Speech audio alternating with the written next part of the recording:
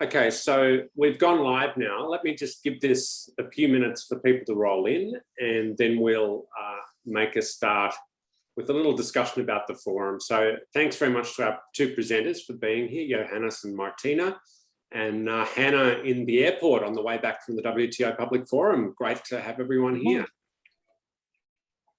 Thank you. It is very exciting to be here. Well, maybe I see people are streaming in pretty readily, so maybe I can just, for those who are joining us for the first time, let me just tell you a few things about the Trade Policy Research Forum. So this is something that Hannah Norberg and I started about a year ago. So we had our first webinar last October with Bernard Hoekman talking about the future of trade policy research. And it's a volunteer effort. What we try to do is to host one research webinar per month, and then occasionally we do other webinars as well. So we've had a career webinar, for example, where we talk about how people who are now very prominent in our field got their start. And so we're hoping to do more things like that as we proceed. But we've basically got a year's worth of experience now, and we're really blown away with all of the support that we've had over that time. So we've had some great presenters, and we've had lots of people turning up for the webinars, which we really, really appreciate. So thanks to those who are already here, and we'll give it another few minutes for everyone to arrive. But what we're trying to do... Yeah. Then there might be, so for those who are now hearing everything that we've been so great for the last year, FOMO, it might be setting in. But we have recorded everything, and it is on the website. And we are also recording this webinar, so everyone who's on it now know that they're being recorded. So head on over to the tprforum.org website and just look through there, and you'll find all the previous webinars and people's presentations too. Absolutely, yep. So it's all there, and there's a couple of blog posts and things like that as well. So it's all there on the website. In terms of what we're trying to do, if you've seen our logo, and actually let me put this up, you'll have seen that we believe in building bridges. So that bridge, it looks a little like the Sydney Harbour Bridge, which is to do with my accent. But the forum is really about building a couple of different sorts of bridges. One is between research and policy, or research and practice. So we do like to have our webinars with a bit of a research focus. So it's not just kind of presenting a policy report or something like that. There's always research behind it. But at the same time, we don't want it to be a purely academic exercise. We want to talk about what the policy implications are, and you know, what it means for the practice of trade policy. Then another kind of bridge that we're trying to build is between researchers and practitioners in high-income countries and their counterparts in low and middle-income countries. So we've been very pleased to be able to reach a good audience in low and middle-income countries, and of course we're still trying to do better. But you know, when Hannah and I started this, we'd both been working independently for some time, and so I had the feeling that we were missing out on these kind of brown bag seminars that you get when you're in a nice research environment. And so we wanted to try and bring that to people who don't necessarily have access to it. So that's another bridge that we're trying to build. Then the final one is between different sorts of trade policy people. Hannah and I are both economists, but we've had lawyers on here. We hope to have political scientists and others over the course of our seminars. And so what we're trying to do is to really get all of these people talking to each other, because trade policy is a lovely, sometimes chaotic mix of all of these different disciplines. And I think we do our best work when we're aware of what's going on elsewhere. So that's what we're trying to do. How can you get involved in the forum? I mean, of course, we'd love to have you here at the webinars. If you're with us, you've obviously already discovered that. We have a website, as Hannah mentioned, tprforum.org. Please go and check it out. You can find the recordings, the slides, some blog posts that people have written. You can also there sign up for our mailing list, which enables you to stay informed about all of our events. And we also have a LinkedIn group, so feel free to join that. If you have trouble finding it, please just reach out to me or to Hannah. And there's about 1,000 people in that group. So if you're thinking of a place to disseminate your own work or learn about the work of others, it's a pretty good way of doing it. So, with that, let me talk a little bit more about what we're going to do today. We ran a survey over the northern summer, and one of the results that came back was that people really wanted to hear about digital trade. It was the #1 issue amongst the set of issues that we talked about, that people said, we really want to know more about that. So that's what we're doing today. We've got two great speakers who are going to talk to us mostly about digital trade, and if we get time, we'll talk about some other emerging technology issues and their relevance to trade policy. So let me introduce the two presenters in order. The first one is Martina Ferracane from the European University Institute. She's a Max Weber Fellow. So that is, I think it's a 2-year position, right? It depends, yeah, depends on the fellow. So I know that you've been there for a little while now, but she's a Max Weber Fellow and has done a lot of work at the European Centre for International Political Economy before that, so working on their digital trade estimates project. And she's got huge experience in the area of digital trade. She's got a PhD, in fact, on the topic of cross-border data flows. So I think that's, one of the relatively few PhDs that's already in this area from a trade policy and regulatory perspective. So really happy to have Martina with us today. The second presenter that we're going to have is Johannes Fritz. He's the CEO of the St. Gallen Endowment for Prosperity Through Trade. The St. Gallen Endowment is I guess, the institutional home of the Global Trade Alert, which I'm sure a lot of people are now familiar with. I've used their data extensively. I should say I've used the ESIPE DTI data as well. Don't want to play favourites. And, I think Johannes will be able to tell us a lot about what's going on in their data initiative. So his work focuses on using technology to bring transparency to public policy choice. And of course, the GTA is a great example of doing that. Ever since its establishment, they've been reporting regularly on the sorts of trade policy measures that countries are taking. And I think they've really contributed a huge amount to transparency in our area. So with that, let me turn over to Martina and invite her to give the first presentation. Thank you. Thanks, Ben and Anna, for the invite. And as you were saying, I'm a postdoctoral fellow at the European University Institute, and I would like to take some minutes to present you a project that we have just started at the European University Institute, and this is the Digital Trade Integration Project. I will tell you more about this, and before presenting the project, I just wanted to quickly introduce the other types of mapping initiatives that are ongoing on digital trade measures, and then going quickly through why this kind of mapping is important and why we need to do more mapping of these digital trade measures.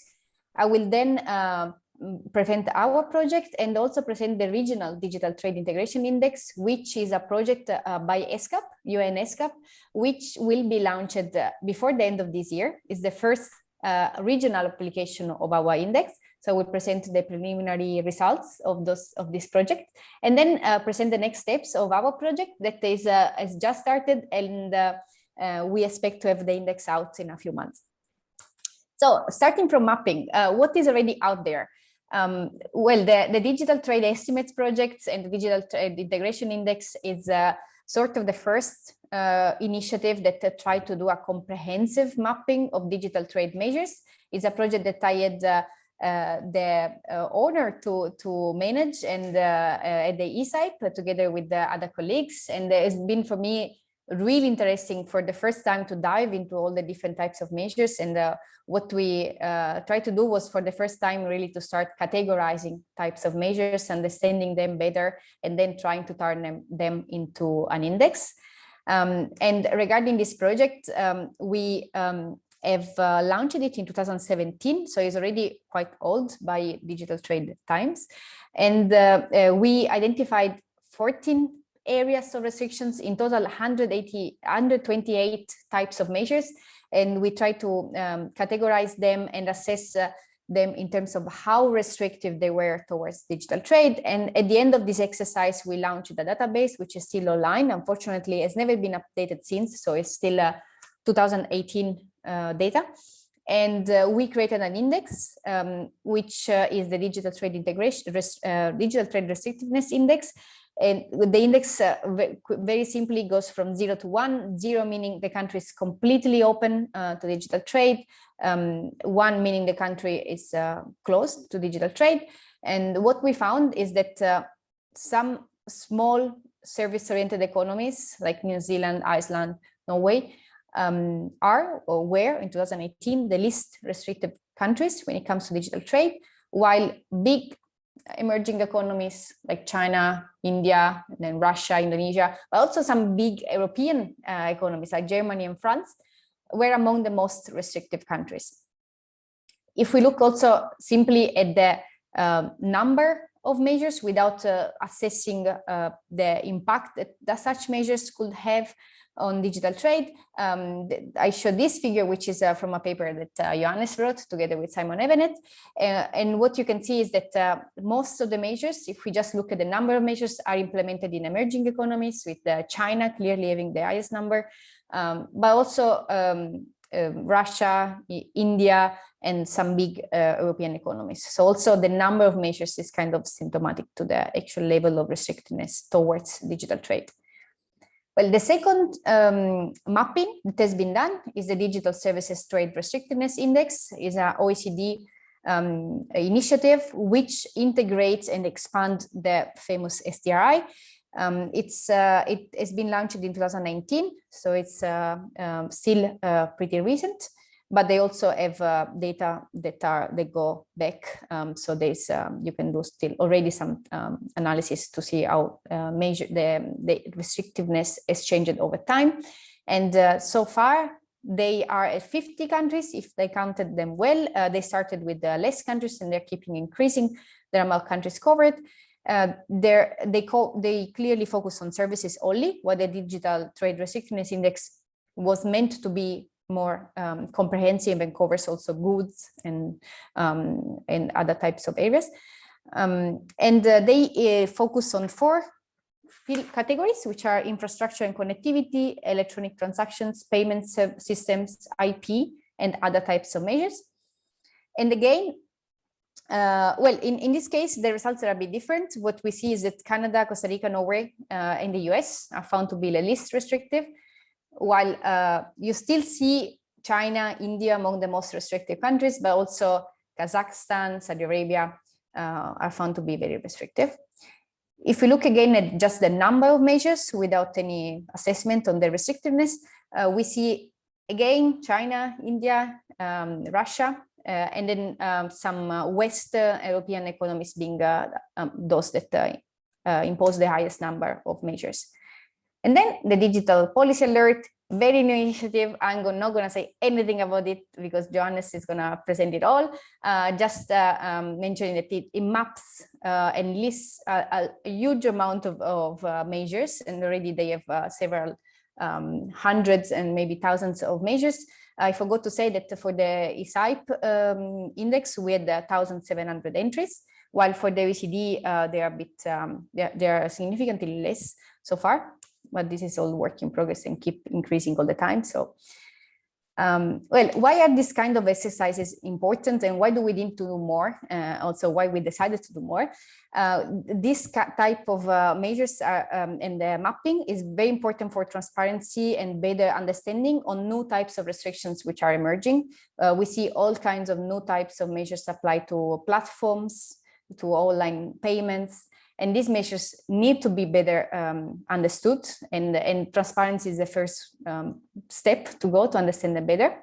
Then these measures allow to do a structured comparison across policies in different jurisdictions. It also allows to conduct empirical quantitative analysis. And here I want to present some examples because with my colleague Eric van der Marel, we have used extensively DTRI data to do empirical papers.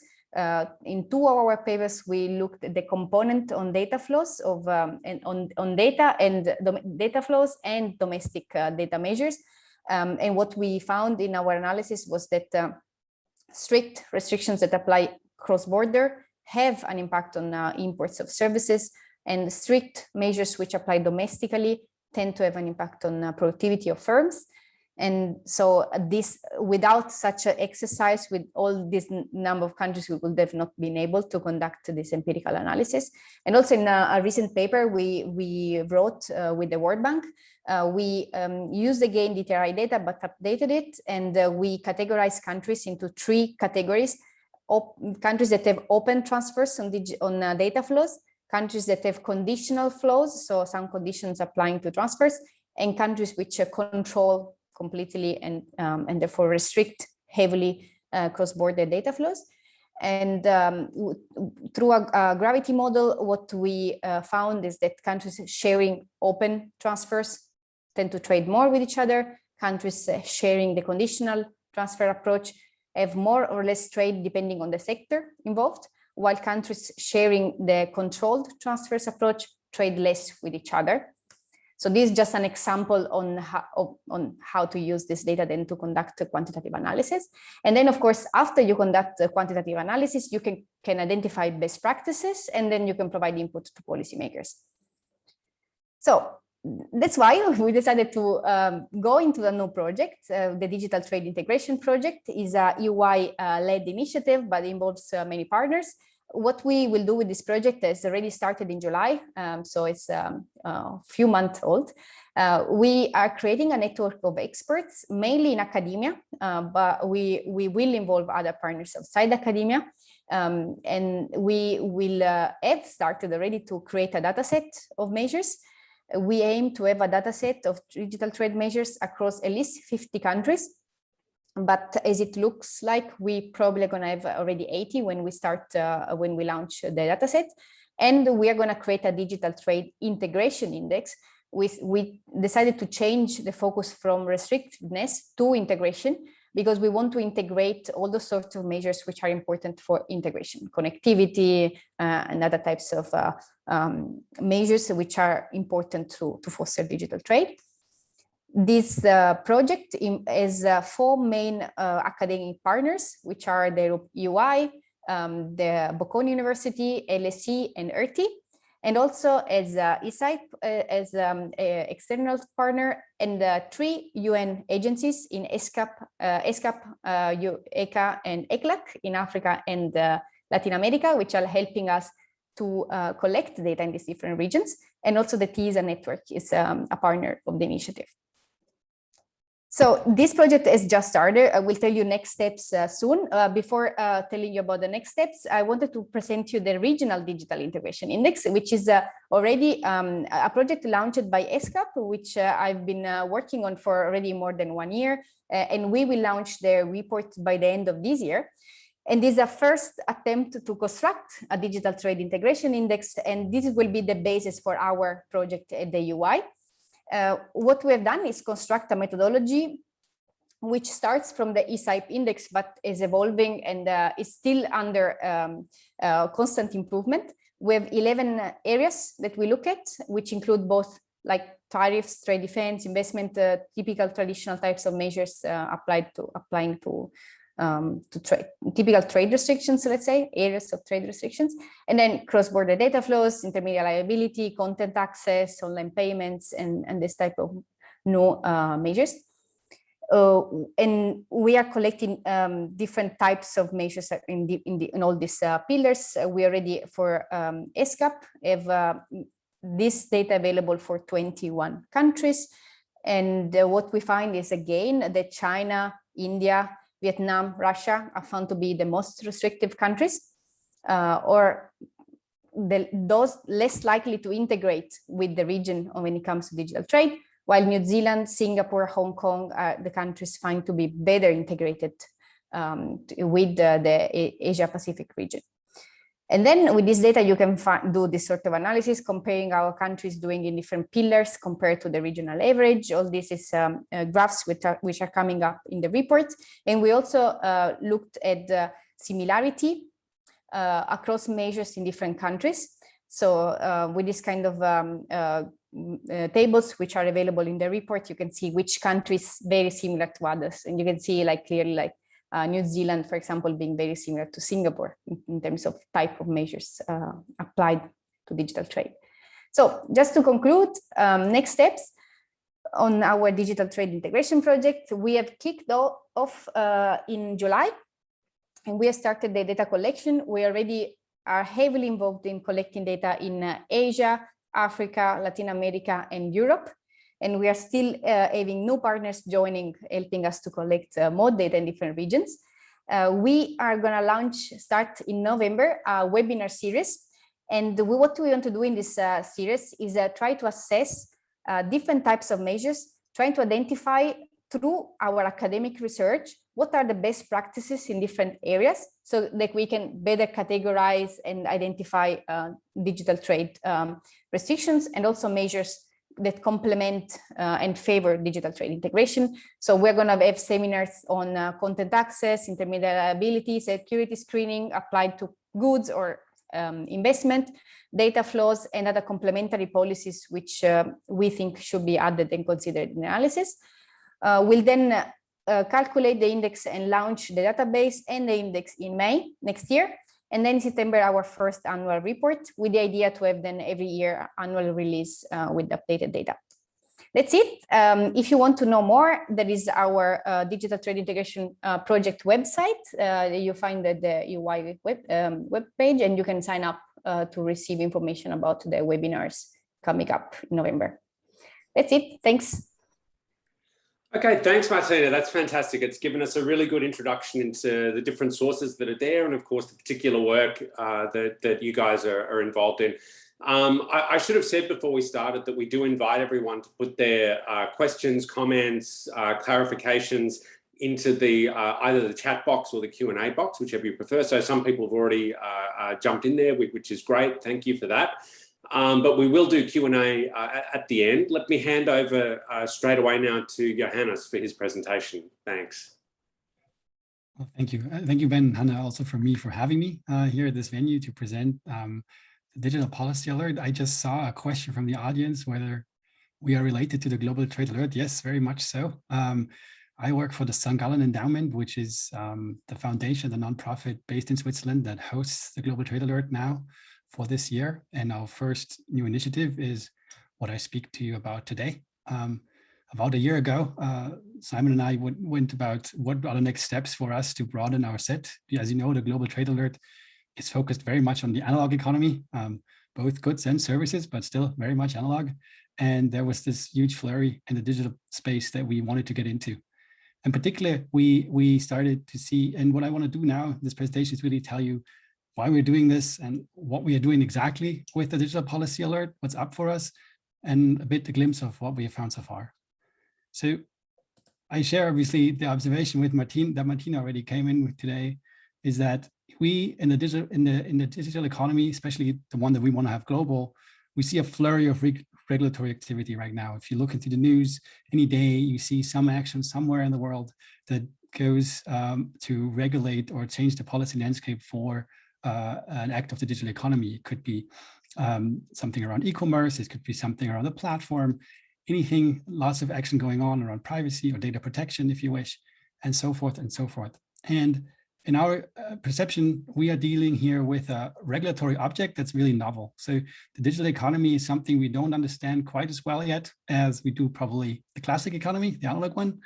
And still we have lots of need for action right now. And this has happened largely uncoordinated. Obviously, we are coordinating and there is important initiatives, but still much activity and relatively little coordination. And for us, the main problem there is that we have some fragmentation risk, that we have something that is in principle global, but by accident or design could be fragmented into a few regional hubs around the big economy, the big blocks like the United States, Europe, China, say, India maybe, and Russia. And so to avoid that happening by accident, there may be good reason to fragment the internet by intent. But at least to avoid the accident of this happening, what we want to set out to do as the Digital Policy Alert is that we want to really provide a timely and public inventory for the policy and regulatory space affecting the digital economy. And as I'll go into the next slide, comprehensive is quite the thing. So we at the beginning, what we have designed this project. We started a year ago, and we designed it in 3 phases that you see up here on the right-hand side with these 3 mountains. We have the Matterhorn. This is where we are right now. We started on the Matterhorn. And then we go into the Kilimanjaro, which is basically adding a lot of countries.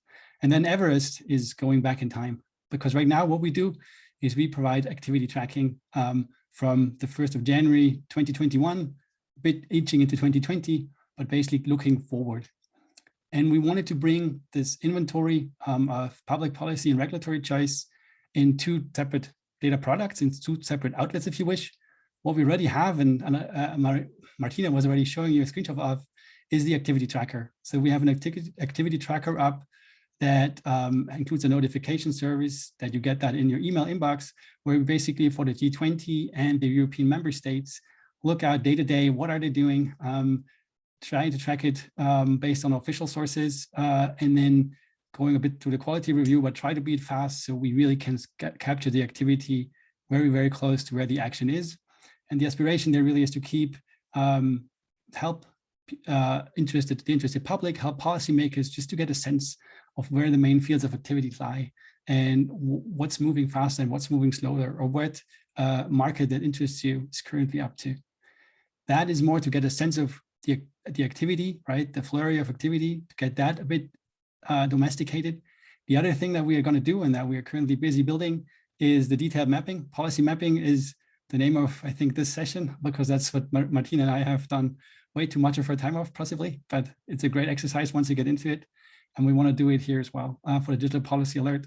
And we are going to map the policies that we have identified so far for 2021 and a bit earlier for the G20, and try to provide them in great detail, dissect what the differences are, so we can, characterize what has changed given to this regulation, and help people also understand what the differences are, say, between a regulation in the US and a similar one in Europe, or between the European stance before the regulation came into force and after. So we have a bit of a sense of what is really moving here, and then can go back to, is this really a risk for fragmenting the internet or not? And this is something that we are building right now very actively. A year ago, we designed this with the imagery of mountains, but I think what it would have been a better fit would have been A76, which is the world's largest iceberg. The longer we work on this, the deeper this thing gets.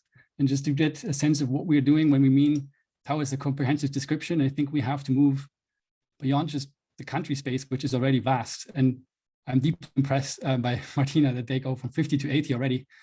We are grappling with the 50, and that's already a huge dimension. But there are 3 more that we also find important, and that also have shown up in Martina's presentation. Is the first one is that we have to cover a broad policy space. So for the digital policy alert to describe really, to be relevant to the operations of platform providers, but e-commerce providers, artificial intelligence algorithm designers, and so forth, you have to really go broad in the policy space. This is not only data governance, although it's by far the most active and important. You've got things like content moderation, which will lead to, the regulation of what speech is illegal, what speech is in a gray zone, what is free, what do we have to do as a provider or a platform to limit that speech or monitor it, that kind of thing that you see out there. Competition is an increasingly active field where the competition authorities try to get up to speed in working with the big tech companies, understanding what is really a market dominance here, but also getting into the first lawsuits. And if you obviously watching the news, that's much of what you see in the area of competition. You see lots of that going on. Taxation is an issue that is old and new. It's old in the sense that there has long been a moratorium on import tariffs and for the digital economy, for e-commerce products, but it's newer in the sense that we are now thinking about, what do we have to do with VATs? That's something that's very active in the United States, or something called the digital service tax, which is the idea that, I'm here in Switzerland and consuming services offered by American firms, and the Swiss government may take the position that, well, this revenue that you're earning here, American firm, is actually created in Switzerland, and so I may want to tax it here in Switzerland. The Swiss are not doing that, but the Austrians or the French and the Spanish have taken first steps into creating these kind of digital services taxes, which are taxes on revenue created in the location of the consumer. And so on it goes. We go through registration about what do you have to do to really supply a service, what, the regulation of what is permissible artificial intelligence goes into that kind of bucket. And then you go into the more classic fields that we know well from the GTA world and where we become more comfortable, because it's about subsidies, industrial policy of all its forms, localization requirements and the like, public procurement. We've seen action there, say against Chinese firms, what they can do in the rollout of 5G and what they can't do, international trade, classic tariff and other things and quotas on technological products, and then foreign direct investment. Security reasons usually come in where people worry about, can a foreign firm take over this digital payments provider or this other data host, and they are worried that such a takeover may lead to the leak of sensitive information out beyond the borders or other security concerns they have. So here, the first dimension of the breadth that we face and why this is an iceberg. The other one is, if you really want to do it, you have to go across all branches of government. The GTA, we largely restrict ourselves to the legislature and sometimes the executive. Here, this is not enough. Legislature is obviously important. That's a lot of action there. But much of what I said here, data protection agencies, competition authorities, all these are in the executive. And you have to monitor what they do, because it's also critically important for what the landscape is that you face as a digital economy agent. And finally, the judiciary. Here, it's about case law that we have to track, for instance, but also Supreme Court decisions, if you wish, that redefine the copyright boundaries. What is permissible in terms of copying code and what isn't? What do we have to pay royalties for and what you don't? These kind of court decisions is also something that really shapes the operating environment for digital economy. And so again, we find ourselves digging down on this iceberg. And finally, we have to go the full process. At the Global Trade Alert, we have the luxury of reporting on just what happened. So ex post, we say this has happened and this has happened. To really give people the ability to track the activity, we have to start a bit earlier, to allow people to get involved in this policymaking process, to speak up and alert policymakers to the trade-offs that we may be facing in this object we don't really know. We have to be able to get the information to them early. And so the activity tracker that is already up really has this motivation to start at the inception of a new proposal, be it in the legislature or be it in the regulatory body, and really start tracking it from them and alerting people through a notification service or a website right from the get-go. So this is where we got, this is what we do, this is what we aspire to do and what we are building up.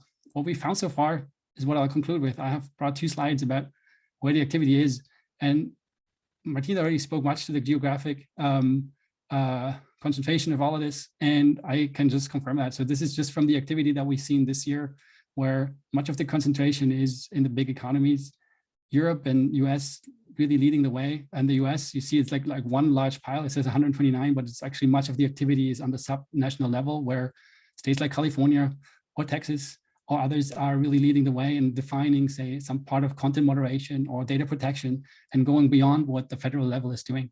In Europe, same picture. You have obviously a very active European Commission in the digital space, but the member states don't really lag far behind. The big ones are certainly very active, France and Germany, just to name the 2. And so from generally just having a bit of a heat map, what's out there from what we've seen so far since we've been tracking now, since April we are live. So we have found about 500 changes only for 2021. And those have how to spread, but also from in terms of the areas of law, of the 9 that I showed you, we think 5 are the most active. And as I said, data governance stands high and tall. And that's probably also much of what you've heard about data protection regulation, how data may be transferred between jurisdictions, cybersecurity issues that have emerged around the recent ransomware attacks, and before that, even about regulators trying to understand what they have to worry about so the data is safe and no intelligence leaks out. And this is where we still see a lot of activity, and it's really dominant in the database to date. To us, I think a bit surprising is competition, where we see lots of actions in the case law, where, as I said earlier, where we have suits against the conduct of platforms, about letting other sellers sell on their platform, or about how they engage with other parties. We have that, and we have merger controls, which is a really particular object, because here one aspect that I think is particularly curious is that merger control used to be a purely national affair, largely. Now we are having a case where Facebook is taking over another American company called Giphy, and European authorities are awakening to that and saying, we may want to speak to that issue, because by de facto, Facebook and Giphy also operate in our markets, and we have to have a say in whether they are allowed to merge or not. So there's an activity that really has a strong international dimension, where before there was a lesser one. And yeah, there are others you probably are also familiar with the content, where it is about, is there intermediate liability? What are you allowed to say on the platform, and who has to enforce it? Treatment of minors is also important. These kind of things is what we see. And basically, as I said before, these examples about taxes and the other stuff that is up there. It's broad, it's very active, but it's very interesting. And so with that, I would just invite you to really engage with us. We are an initiative that wants to speak to the public. We are a nonprofit. It's all public data. If you have any needs, we love to hear about those, because we want to make it relevant for your use case. And so engage with us, really talk to us about the activity tracker, really come back to check out the mapping that we're going to launch very soon. And if anything else you need, there's my email address, and this is how to find us. Thanks, Ben, for having me. So let's get going with the discussion. Okay, thanks a lot, Johannes. It's always dangerous to put up your email address on the last slide, because, you know, I'm hoping people will reach out to you. I can say personally, you know, having dealt with eSight, so on Martina's side, and also with the Global Trade Alert, they're both extremely responsive to researchers who want to know more about the product. So, you know, if you're working on this area, you should definitely reach out to these guys. So let's jump into the Q&A. You'll have seen that there are a few in the chat box and also in the Q&A box. What I'm going to do is kind of mix and match what I've seen and sort of group them together and give us hopefully a few different issues to talk about. I should say thanks to the presenters for sticking to time. We've got a good amount of Q&A, so I really appreciate your effort there. So, you know, let me start with the first question. And, you know, this is picking up something that Anirudh said in the Q&A, but it's also a bit my own question. You know, I'm a user of data. I don't go out and create very much data. So when I look at a new area, and you know, I'm relatively new to working on digital trade, and I see an OECD product, I see the St. Gallen product, I see the eSight product, and now I see a regional product that Martina was talking about, and I see the DTI project that's now going through. The question that I always have is, which one should I be using for which purpose? So I was wondering if you could just quickly tell us what you see as your respective comparative advantages in this space. You know, we're a trade forum, so comparative advantage is the whole thing. But what do you see as yours? Maybe, Johannes, I can ask you first. Yeah, I'm happy to start. We are, for us, it's really to try to get the most granular data out there. We don't do a lot of aggregation of it. So it will certainly be a strength of Martina, just to think that she creates indices and thinks about how to aggregate this. We do less of that. We are here for giving you the timely data, right? We want to give it to you as fast as possible in the most comprehensive form, but we put the burden on you to start interpreting it. Yeah, so this is where we go lesser on. And another initiative that I just mentioned is also great, that I should have given a plug to in my presentation, is from the OECD, the digital trade inventory, where you can also go in great depth into particular laws, and they try to compare the language of those, for instance. But this is all in with quite the lag in terms of timing. I mean, there's a great effort. That's not what I'm saying. But for us, we are really focusing on the here and now, trying to capture activity as it goes on, but then we leave the interpretation to you, particularly to Martina.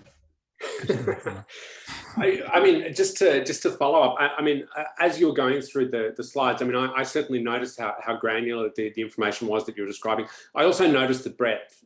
So some of the other products, at least to me, seem to be primarily about trade linkages. Is it fair to say that yours is about digital policy more broadly, that you're taking a sort of more holistic approach? Is that a reasonable interpretation? Yeah, that is absolutely correct. There was quite the discussion about whether this is the digital trade alert or the digital policy alert, and won out the DPA, although that's an unfortunate acronym to have in this space. But anyway, because the data protection agencies also have the same one. But anyway, so yeah, we do. So we are trying to do the breadth. We were heavily informed by the work of of Martina and Eric before that. We looked at their initiatives, we looked at what the OECD does, and really tried to understand, okay, these are the areas they find important.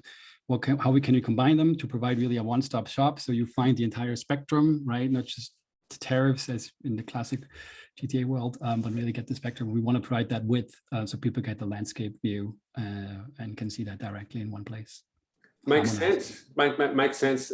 Let me turn over to Martina. Same question to you. What do you see as your comparative advantage in the space?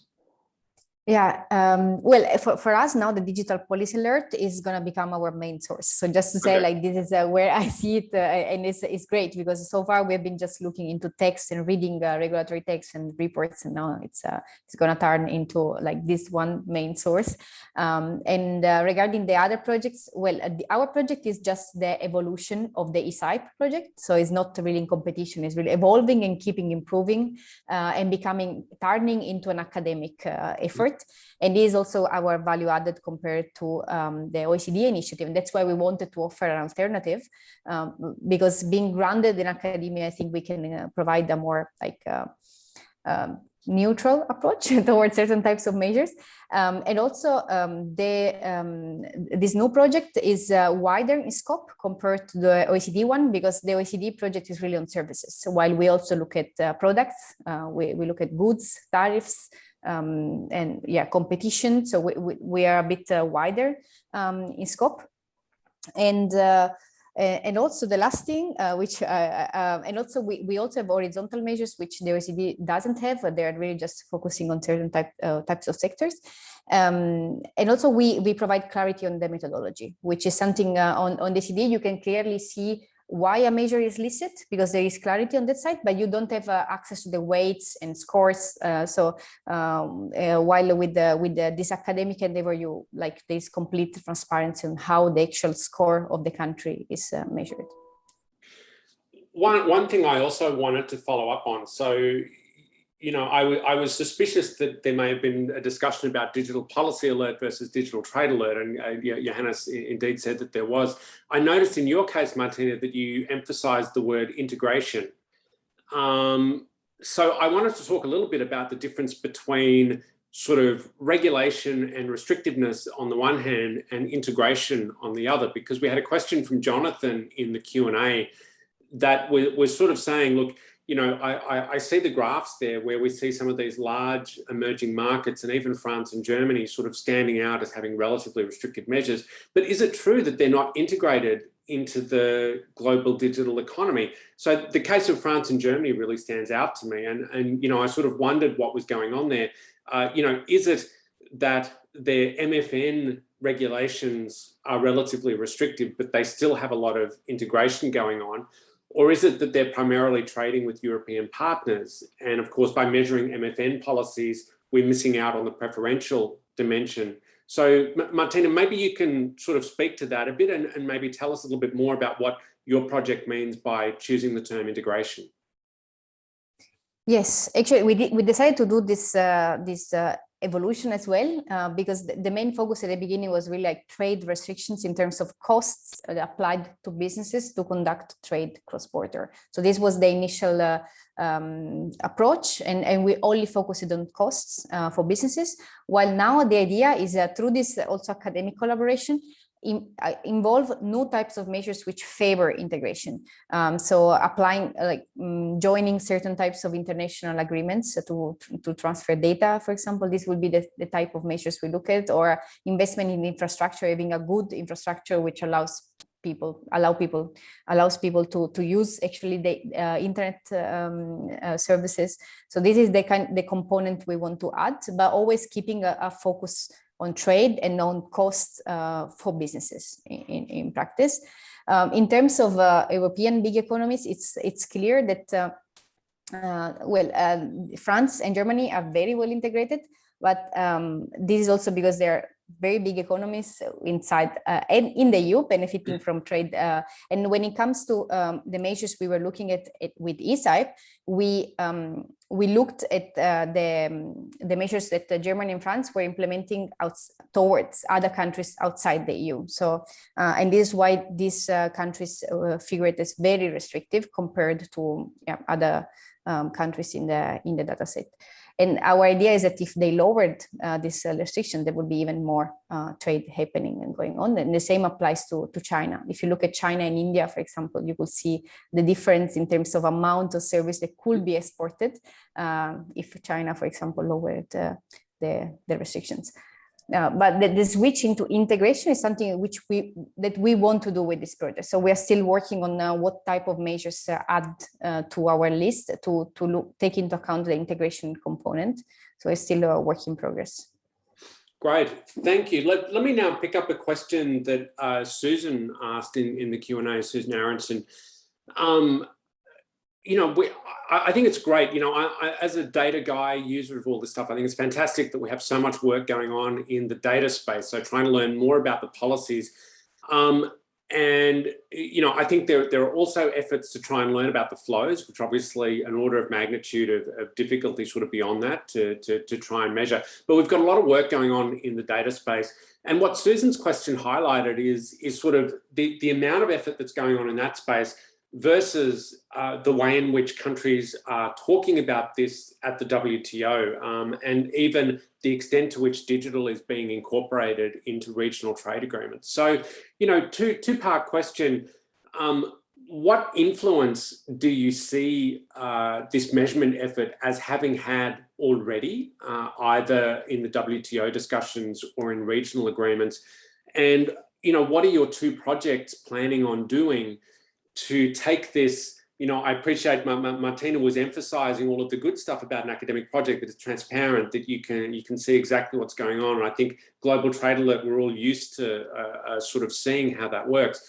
But what are we doing to kind of translate all of that into a more policy perspective? So Johannes, maybe I can hand back to you first. Yeah, since I'm new to the game, I have less insight on how much the work of Martina has changed policy so far. But I mean, they pioneered the way a couple of years ago and alongside the OECD, so I think they could speak to the impact. What we all try to do concretely as an initiative is with the detailed mapping, we want to, as I said, we want to try to, by interactive means, allow people to compare policy choices across a really wide range of changes. For instance, what we're interested in, speaking to your question about, you know, you see lots of activity, but does it matter? We're going to dive deep into what sanctions are applied, sanctions demand, what liabilities are created for firms if they don't comply. And I think that will give us some contours about, you know, where firms become cautious with trading between nations because they expose themselves to some data protection risk or something else. And so we want to really, you know, with this kind of detailed mapping, apply a means where we say, okay, here we see that two countries are really far apart, and bring that to the attention of, say, a GSI or another venue where this issue is debated. Yeah, so that's how we want to directly go to policy next year. Got it. Martina, how about you? Well, I would say that I'm rather surprised of the amount of commitment that has been taken already without having proper evidence. We are still far from understanding what is the real implications of certain type of measures, whether some measures actually reaching their objective or if they are not. And there's still a lot to do in academia, in all different branches of academia, before we can actually provide good policy advice. And we need like also a collaboration with the computer scientists to understand better what are the impacts, for example, when it comes to cybersecurity or national security, which is one of the main justifications for countries to impose this type of restrictions. We need collaboration with civil society to understand the impact on freedom of expression, certain type of measures. So there's still a lot to do. And I think already we have we see in several also new FTAs and digital agreements, a lot of commitments also on platform regulation or intermediaries, which maybe might be even too much for what the risks are of the digital economy. So it's still work in progress. And I think what we need at this point is open and transparent discussions, taking into account also the reasons why we should implement some protections on in some areas.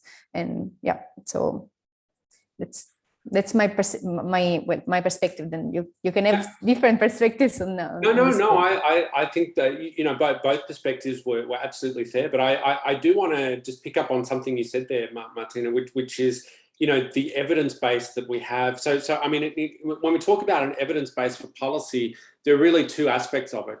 One is collecting what the policies are, and then the other part is figuring out what they do. And, I was glad that you highlighted some of the work you've done with Eric, where you try and answer the second question, but I think you're absolutely spot on that we know so little about this second part of the equation. And if I can sort of make an analogy with the STRI, with services, if you think of the hundreds of measures that go into that, we're only just now really starting to learn what some of those individual measures actually do. And, we may learn that when we collect 100 data points per country, per sector, in fact, it's only 3 or 4 of them that really make the difference. So what efforts do you see ongoing to try and sort of tease that out and learn a bit more about what the economic impacts of different sorts of policies are? So maybe, Martina, I'll address it to you first. Yeah, well, I think that indeed the objective of initiatives like the DTRI and now like our project with creating the index, but also the digital policy alert can help in this, is creating the data set and the evidence to then provide empirical analysis on the measures. And empirical analysis is just one part, because with those types of analysis, we can look at the cost of the measure. We can see if they restrict actually trade, or maybe they don't, if they create a cost for businesses and reduce productivity. But also we are not looking as well whether the measure is achieving other important policy objectives, which perhaps then countries consider more important than productivity of their firms. So it's always balancing at the end. And an important effort that I think as academic we have to do is trying to bridge, and talking about bridges, try to bridge the gap with other areas of academia which respond to these other questions. And in my PhD on data flows, I read a lot of articles in computer science, cybersecurity, defense, which respond to these questions, but there is still not enough comprehensive and multifaceted analysis of certain areas, which is then brought to the attention of policymakers. I think we need to simplify in a way and clarify how certain types of measures have different types of impact, also on trade, but also in other areas. So I think there is a lot to do, and this is a new thing. Digital trade is for us is old. I've grown up with this, but it's still recent in terms of academic time. So we still need to adjust, and policymakers as well will need time to understand all the implications. Absolutely. Johannes, let me flip that to you a little bit differently, because I know that the digital policy alert is really a data creation business. And I mean, you said pretty clearly, we're collecting this stuff so that you guys can go out and analyze it and use it. But, I know that the Global Trade Alert has also worked with researchers from time to time to sort of partner and figure out what the impacts of some of these arrangements are. So is that something that you guys are looking to do in the digital space as well?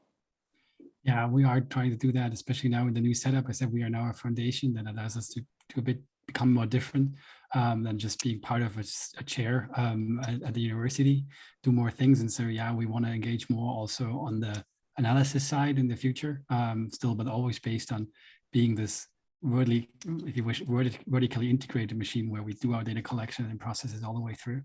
I think, so we want to play here as well, but I think there's also, what Martina said, there's already promising initiatives out there. For instance, Susan is here, her data governance work is really important because it shows the complexity that there is, and mapping out what it means for firms to have certain regulatory environments. Debbie Elms, I think, is also doing a lot of work already there. So it's really emerging. It's a really exciting field, as Martina said. We are turning our eyes on it, the eye of Sauron, if you wish, the academic eye of Sauron, to figure out what policymakers could do and not do. So let's hope we can help. Well, let's finish. I think we've got time for one more question. So let's finish on a kind of a pure policy question. So this is, again, me putting two together. So from Rashida and also from Suyon in the chat. Here we always like to talk about the development implications of what we're doing. So, what is at stake for low and middle income countries in the digital trade space? And I'm thinking of sort of two things. You know, one is any life that these issues may take on at the WTO. How do we see that working for countries that are having difficulties perhaps with basic connectivity, you know, spreading this out to rural areas, all this sort of thing? How do they get involved both in the economy and in the discussions? And then the second part of the question is, how do we see this playing out in preferential agreements? Because, you know, we've got these two sort of different models. You know, one is including a chapter in digital on digital in a trade agreement. The other is something like the Digital Economy Partnership Agreement, which is sort of a separate entity, as it were, from the trade agreements that are in place among the countries that signed it. So, you know, if I could just invite you both to sort of think about those issues a little bit and give us a bit of your thoughts on where this might go in a policy regulatory sense, particularly for low and middle income countries. Johannes, maybe I can flip to you first. Sure. I think it's really important that we have an initiative that's making progress at the WTO, the Joint Statement Initiative, where they try to find text for negotiation. Right now, I mean, as we know, it's not always going as fast as we want, but the areas that are a bit more advanced are, in my view, key. So they have apparently language on electronic authentication and signatures, on electronic contracting, which is for the trade, the goods and service trade, e-commerce, really important. I think the missing link there is finding a language on data protection, so people don't worry, don't close out customers because they're worried that they're going to be exposed to some liability from the Europeans or something like that. So finding that common language, like a minimum, like what could be, they call it standard contractual clauses, like, you know, what kind of protections you have to provide to be not to alleviate that worry. I think that would be really important to keep it open. And a venue like that is really important for low and emerging economies to have a word there, because in the end, there's a really strong pull from these large economies here as well. The large markets, you have to kind of get in line. If you step too far out of line there, then, you know, we have issues exporting there, but also getting the products from them. So a service may not be deployed to your country because the compliance costs are just too high. So there is a really strong pull here to get in line with a common denominator somewhere. And so really a WTO initiative or some other international broad forum is really important, I think, to keep the development prospects and their voices heard. That's what I'd say there. Yeah, no, that's a great way of thinking about it. You know, as you were talking, I was thinking of other areas where this has popped up. So thinking of TPT and SPS, these sorts of things where you have that similar dynamic. Martina, let me throw to you for the last word. Well, I'm a fan of this type of no agreements, like the digital economy agreements, because they have this modular approach, and I think this approach is great for having emerging economies, least developed economies deciding to join what they feel they can already join. I think they deserve to take time to understand what are the implications of committing to some areas, and this modular approach can help in this sense. So we'll see what is the shape that the joint statement initiative will take. This might help to have more countries committing to it. And also what I think will be the next area to work on is helping to create convergence and harmonization or interoperability or any sort of way of making different regimes work with each other and being recognized by other countries.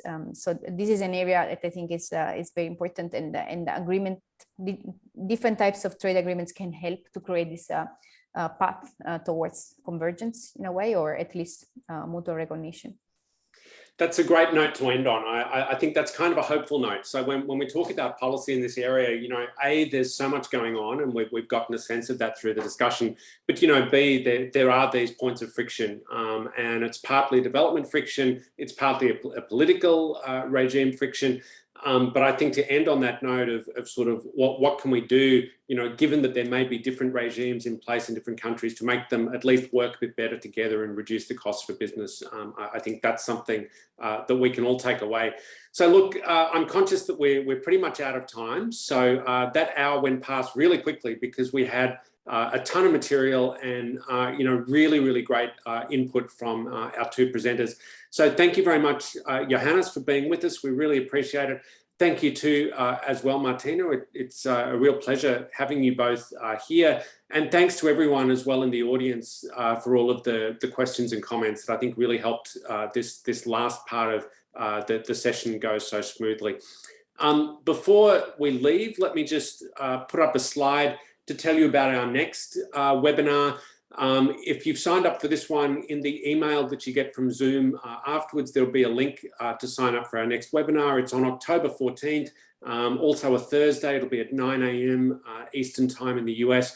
And we'll be talking about anti-dumping. So anti-dumping, of course, is a very niche trade policy area. We're going to broaden the discussion out a little bit to talk a bit more about what the role of anti-dumping is in trade policy more generally. We'll have a presentation from Vasil Avsar, who's at Texas A&M Corpus Christi, and we'll have comments and discussion from Maurizio Zanardi at the University of Surrey. So it should be a really interesting session. If that's up your alley, please do come along and join us. Again, thanks very much to both of our presenters. Thanks to everyone who attended. The recording will be up in the coming days on tprforum.org. Please do join the mailing list and join the LinkedIn group if you'd like to stay in touch. So with that, I'll leave everyone to enjoy the rest of their Thursday. Thanks so much. Thanks. Bye. Bye. Bye, Ben and everybody.